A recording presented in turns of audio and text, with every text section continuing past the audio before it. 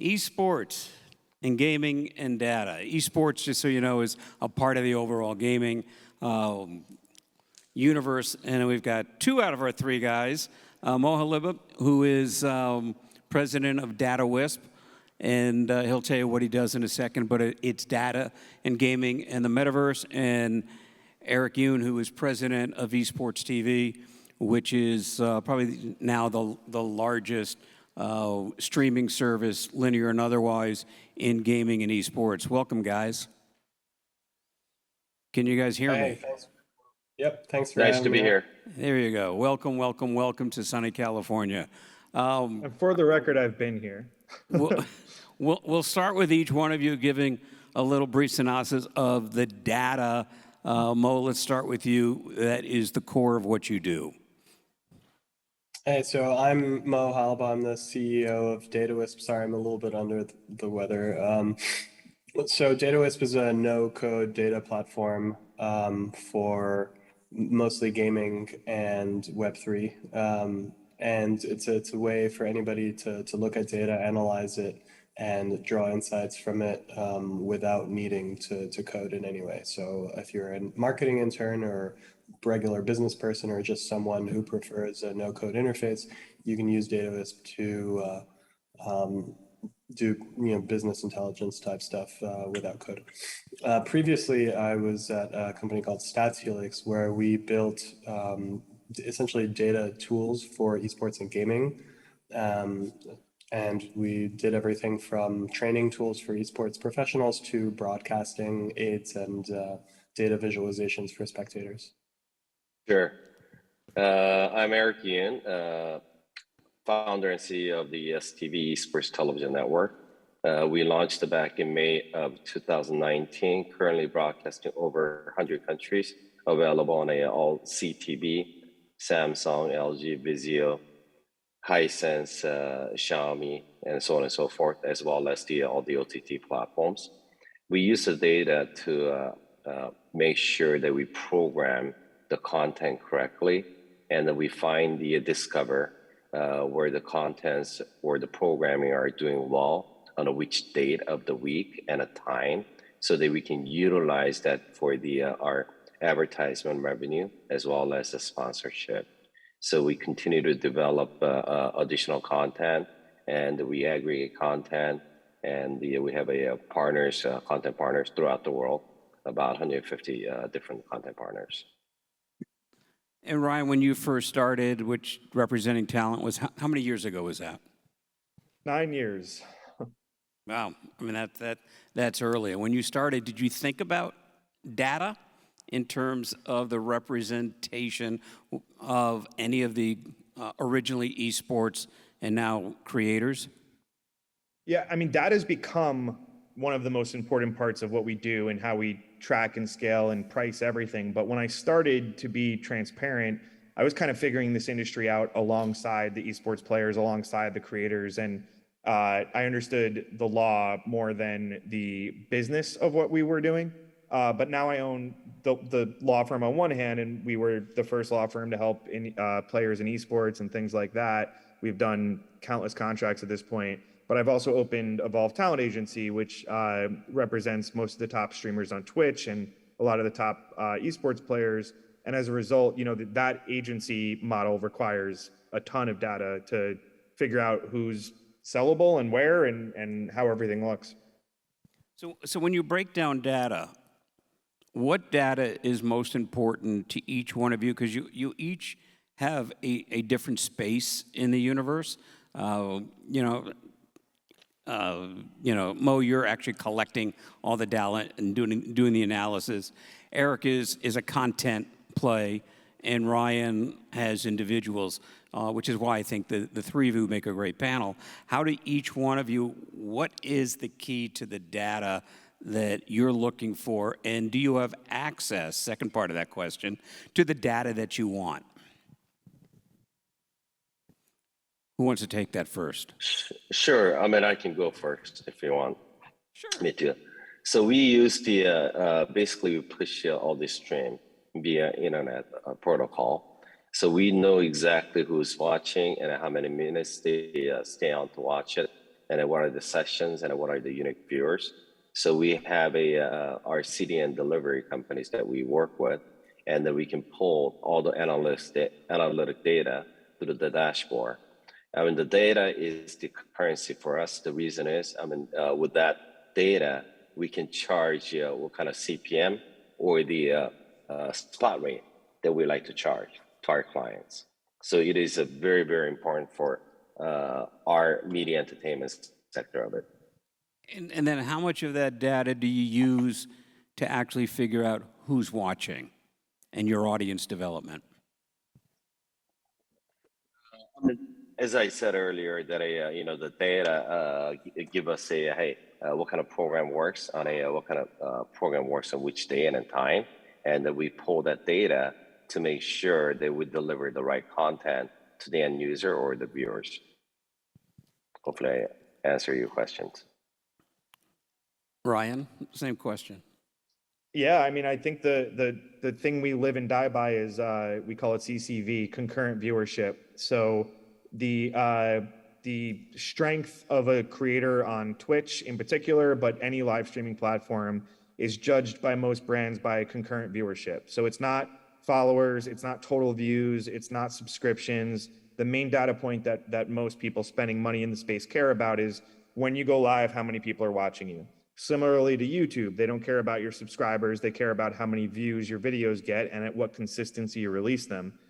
So it's what we focus on is really the actual eyeballs you're getting, not the potential for them, which many pitch decks and many agents will go around and shop. We have 1 billion eyeballs collectively across our esports team, but really what they're referencing is YouTube channels that haven't posted a video in a year, Twitch streamers who might have 500,000 followers, but they only get 100 people when they go live. It's things like that that kind of skew the numbers, and it also results in a lot of people getting burned in this industry because they spend money on nothing and they don't come back. So that's why we have kind of sworn by those numbers. And Mo, I'm giving equal time here, so I'm going around the box. Sorry, I was having some trouble unmuting myself. So both Datawisp and StatsFelix before it are B2B companies. So we would work with people like Eric, for example, who are collecting data firsthand, or game developers, esports tournaments who have access to data. So we're not so much collecting data, more so gathering it and then doing stuff with it. At StatsFelix, some of the things we would do. We would power data visualization. So you're watching a Twitch stream for, let's say, a Counter-Strike major, and you're able to click on the pictures of the players and get stats about what they're doing, their flashbang effectiveness or how much damage they've done, to enhance the viewing experience. Much like if you watch Formula One, it gives a lot of context to what you're watching. Because it helps you better understand like position relative to the other players and things like that. And then on the broadcasting side, we actually have software that is used by a couple of the major esports broadcasters that does highlights automatically based on data. So it actually has a feed of events coming in, and it automatically knows like when kills happen or when certain events happen, and cuts up the video to create this so that a replay operator can just like click, I want to show this, etc., and press a button and have that. So mainly we've been focusing on using data in the past for enhancing esports experiences. We're also working with game studios on using data to make their games better. So we're working with a AAA publisher that is launching the next version of their game soon, and we're using Datawisp to look at things like how often people play certain missions, or when are they most engaged, or if they play with their friends, do they have more fun, etc. So that's mostly what we do. And are there areas of data that each one of you would like to be able to see that so far is not available?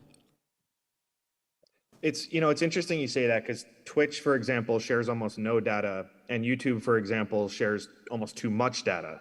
So with the information we have at Twitch, we're able to get a high-level picture of demographics and where they are and what our talent's doing. YouTube, on the other hand, shares so much data that it's potentially overwhelming. It can cloud decisions rather than help with them. And I know that's a silly thing to say on a data panel, but I am not a data analyst. So when I work with data analysts or try to go through that, it is, it's interesting to see when you can pull apart that much of a YouTube channel, what it actually means and what is beneficial information versus what is just too much information. So, but the answer is yes. I'd like to see a lot more from all the platforms not owned by Google to get an idea of better information on the demographics, how many people are actually watching the stream for how long, and what is the total eyeballs on a stream versus just the the way they track their own numbers. Same thing, Eric. Is there data points that you think would be more beneficial or equally as beneficial that isn't quite there yet that would be helpful?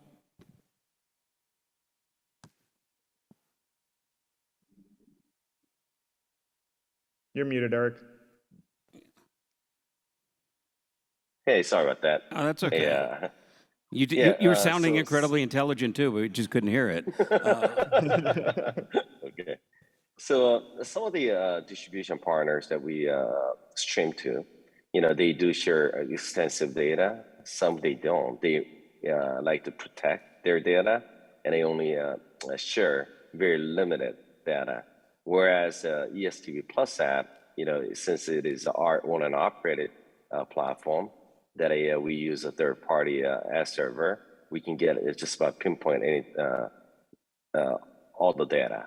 So I like to see the bigger platform, as Ryan has mentioned. Some share a lot, some doesn't. We like to see that have a uniform standard so that we can continue to grow the space. So I get, that leads Mo.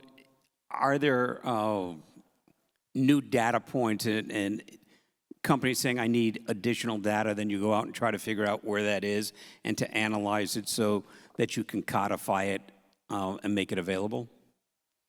So the companies we work with actually are the ones who have all that data, and because we work to them on a B2B basis, having data is not the problem. It's more knowing what to do with it that is the problem. I think because generally esports has been largely funded by like advertising to date, data kind of has this value, like just hoarding data is valuable. But I think in the long run, like rather than having the data and like selling it to advertisers, I think if that data can be used to make a better product, everything like the esports fans will be willing to spend more money. Like I think overall the ecosystem will be a lot better off. So what we try to do is work with companies and help them better digest that data by essentially allowing people who aren't data analysts to look at data and do analysis and stuff like without code and without needing to learn things like Power BI and Tableau. I think ultimately the more people understand and can work with data and the more open data flows, the better like an esports product we can create for the viewers, and the more money they'll be willing to spend and ultimately support the industry. Which, that actually sparks a question. The three of you work in an international market. Certainly gaming is incredibly international, both from the teams, the athlete, the content, licensed, produced, or otherwise, and the creators. Is there a difference between the data and technology and information you get globally? Is there some that's more reliable than others? And if so, how do you deal with that? Ryan, I'll let you go first since I think I picked on Eric first. You're muted, Ryan. Sorry, it's only 14 years into the pandemic. We all forgot how Zoom works. But yeah, I think, and I just destroyed my brain. You said the difference between international numbers versus domestic. What was that? Gary? Can you, sorry, I just destroyed my brain. No, the question really was, the three of you work in an international market, gaming, esports, from content, streaming, individual, team, and otherwise. As you look at international markets and you work in there, is there a difference in the data that you are able to get internationally? And is there a wide array of discrepancy in the credibility of that data? Well, those are two very important points, and both are right. I mean, internationally, even picking one company, dealing with their Nordic team versus their Southeast Asia team versus whatever, you're getting extremely different amounts of data. They're not even sharing the same data points. And then when it comes to credibility, obviously there's many regions on Earth here as well that don't always share the right numbers. We've seen some of the biggest game publishers around, for example, pay for ads in random news stories or whatever. They would have a banner ad that would stream part of the game live, and they would count that as a viewer. Anybody who was looking at the BBC and saw that commercial, that advertisement. So we've seen a lot of things like that that really inflate numbers and make a lot of the data you're looking at inaccurate. And as a result, we've seen a lot of really bad investments in the space. It's also difficult, at an agency to compare a North American talent to a European talent to a Chinese talent to whatever you want to look at here when you're getting three completely different amounts of data from each different region. The EU team versus the Chinese team at one of the biggest streaming platforms, no data points are the same. And then, it's hard to work backwards from there. Eric, how do you find it? Because you're distributed in how many countries now? Over 100 countries right now. Wow. 42 Europe and North America and Asia, Pan-Caribbean islands and South America. And the data we get from international is all depends on who our CDN partners are, and they're the one who actually gather this data, and we can be able to go to dashboard and be able to pull the data. I think it's pretty consistent whether you're in the U.S. market or the overseas, because it is through the IP address they're watching, and unlike the traditional site that over there or the satellite or anything else.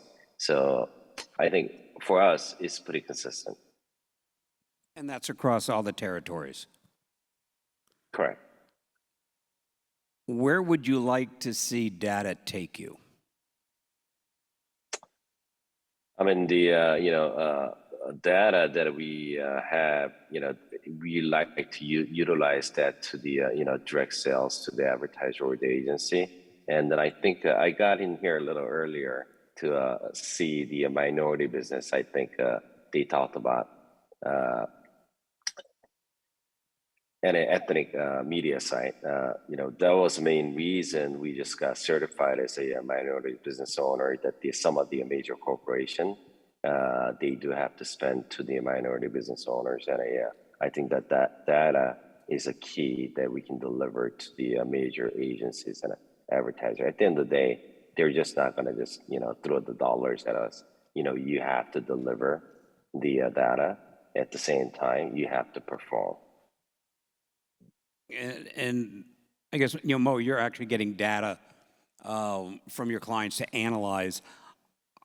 Are there conversations from your clients that say, we would like to see different forms of data, whether it's globally, domestically, broken down geographically, whatever that happens to be, to look at that? Or is it just they're doing that and you're doing the analysis? So I think with the people that we work with, it's usually like they're a bit overwhelmed with because some of these top games generate an insane amount of data, and what I've noticed is that everybody knows data is important, and working with data to make the right decisions for a business can make huge impacts to your bottom line, but it's kind of nobody's job in a lot of places where they don't have dedicated data departments. And even when they do have dedicated data departments, like those people are usually kind of overwhelmed with like requests from business teams and things. So the thing that we've found where we can add the most value is just helping people make sense of all the data that they have, and being a sounding board for like giving them ideas of how they can use it. For some of the clients that we've worked with, it's been very, very helpful just for us to suggest, hey, you know, if you look at this metric over time, you can predict this or whatever. And they go, hey, you know what, that's a great idea. So Yeah, what Mo does is the most important thing in the industry that people don't use enough. Sorry? What Mo does is the most important thing in the industry that people don't give enough credit to. You know, not enough people have their data analyzed. They just have data.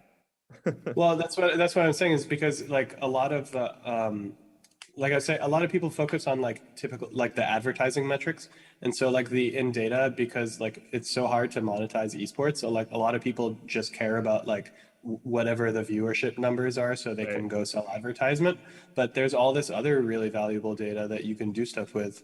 And so as people start to prioritize that, they can actually create way better experiences for on a Dota major that we ran, right? One thing we noticed is that we had, for every hero, we had a little button that you could click, and it would actually explain to you like what the hero's abilities are and what they do and what items they're carrying. And there was a hero that was relatively new that was being played a lot at this tournament. And what we noticed in the data was that almost everyone was who had our Twitch extension up, was clicking on this hero because they had no idea what the hero did. And so you can actually use that data to tell the commentary team, hey, make sure to explain what this hero's abilities are, because no one knows, right? And that's a way to make a broadcast much better for a lot of people. That's where I want to see things going forward. Less emphasis on selling ads, and more emphasis on creating better experiences using data. which raises a question in my head that a lot is said about esports and gaming, whether they're athletes, whether it's a sport, and all that kind of stuff that people have been saying about golf since the beginning of time.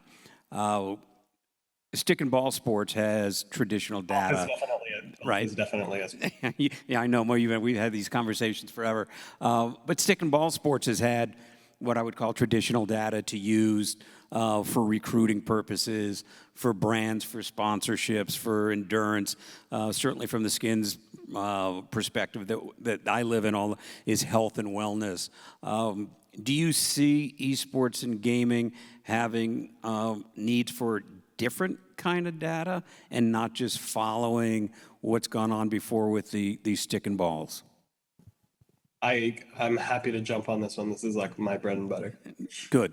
So I told you I'd ask it. Yeah. So when I was at Flipside Tactics, we actually recruited. We had a player leave, actually with like 2 weeks before a tournament. Recruited a replacement player, and then it's teams of 3, so that's like 1/3 of the team, just for context. And won the championship with that player, because we specifically used data to analyze play style and found not just the best free agent that we could find, but found somebody that actually fit the play style of the old players to minimize the transition time with the new teammates. Data is definitely being used this way already, and I see this becoming more and more important over time. Another thing we did was we had training tools for Counter-Strike players, and some of these guys are like 17-year-old Counter-Strike players, and they're not data analysts, so they don't know anything about data, right? But when you can easily show them data that makes them better at the game, they'll listen, right? So what we would do is say, hey, here's where your opponents usually line up, and after he gets his first kill, he usually moves from here to there, and their best player usually hangs out here, so avoid this area and stuff. And like players started playing way better, and then other teams started asking about the software, and we had one tournament where 6 out of the top 8 teams were using it. So for sure, this is the future. As it pertains to real sports, I mean, so I'm a huge soccer fan, so I follow soccer statistics, but I mean, baseball, for example, has 1 million stats. Every sport is very different, and the stats that you care about in every sport are different, and esports is no different. In every esport, there are things that make better or worse players, and it's highly dependent on the esport. And Ryan, I know you had a comment because Mo jumped in first, so go ahead.